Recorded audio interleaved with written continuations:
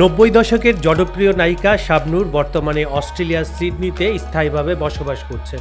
মাঝে মধ্যে বাংলাদেশে উড়ে আসেন, গত বছর শেষের দিকেও এসেছিলেন। কিছুদিন থেকে ফের চলে গিয়েছিলেন অস্ট্রেলিয়া। রবিবার ছিল বাংলা নববর্ষ। সুদূর অস্ট্রেলিয়া থেকেও বাংলা নববর্ষ উদযাপন করেছেন এই নায়িকা। বাঙালি প্রাণের এই উৎসবে শাড়ি পরেছিলেন। তার কিছু ছবি নিজের সামাজিক যোগাযোগ মাধ্যমে পোস্টও করেছেন। পাশাপাশি ফ্যানদের বাংলা নববর্ষের শুভেচ্ছা জানিয়ে এই অভিনেত্রী লেখেন, এসো হে বৈশাখ, সবাইকে বাংলা নতুন বছরের শুভেচ্ছা, শুভ নববর্ষ।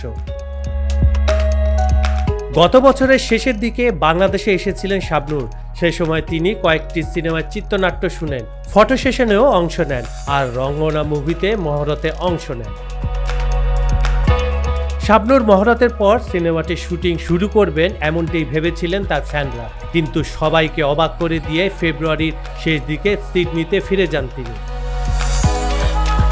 হুট করে দেশ ছাড়ার খবরে সে সময় কিছু গুজব তৈরি হলেও পরে শাবনূর নিজেই জানান, সময় হলে সিনেমার কাজ শুরু করতে ঢাকায় ফিরবেন।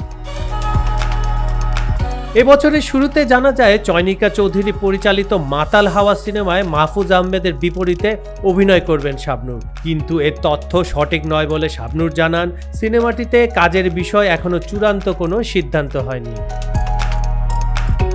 কাজল হায়দার, খবর সংযোগ।